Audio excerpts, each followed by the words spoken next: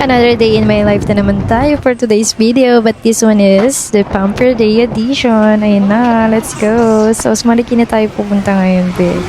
Kung saan malapit ang aking bestie. Joke, di ko pala alam. But anyway, nag-drive-thru muna tayo kasi wala pa tayong kain, be. Oh my gosh.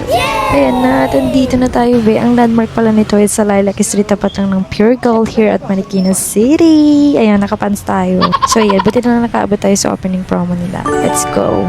Maganda yun ng sarili. Hey, sino ka dyan? But before tayo pumasok, of course, magka-transform muna tayo into an amazing woman. Hey, hindi.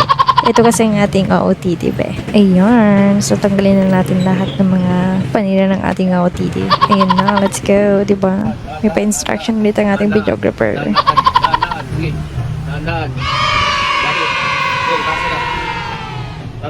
Pasok na tayo. Actually, guys, pagpasok mo lang very Instagrammable na. I have a promotional video dito, guys, na inedit. So, abangan nyo na lang. Ayan, guys. O, diba? Ang ganda. May pa mirror OOTD check pa. The chandelier, be. It's super, super ganda. Ayan, dyan pa lang yan. Pagpasok mo, be. Kasi ang kanilang clinic talaga is nasa taas. So, aakyat ka pa talaga. Ayan, nag-OOTD check siya, be. Sinulit niya kasi wala pa yung mga staff, be. Ayan. We are waiting. Dito.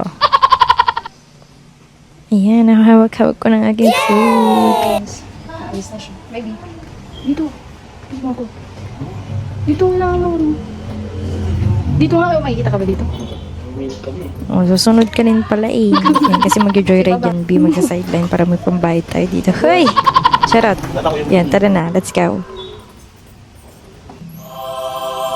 Diba, ang ganda na dyan yung mga massaging chairs nila for nails, ganyan. Pag gusto yung magpa-foot spa, nail extension or anything. Pero since maaga pa ako sa aking appointment, be, at saka lunchtime din nila, so pinag-lunch na din nila ako. So, kinain ko ng aming drive-thru na McDo. Pero hindi to sponsored pa. Ayan. Kain ng fries habang nag-aantay. But anyway, since pinagamit nila yung table nila dito na isa, ayan, nilinis ko muna, be. Diba, sanitize natin. Kasi nakakain naman sa mga ibang clients. Ayan, super bait nila. Oh, wow! Ito pala yung room for facial treatment, ganyan, lashes, and everything. Kayo na bahala, diet laser, something like that. So, inuwa natin yung facial treatment, be. Tapos yung diet laser nila. The underarm, with underarm whitening, ganyan. Tapos nagpamassage din ako. Lahat to, be. First time lang sa akin.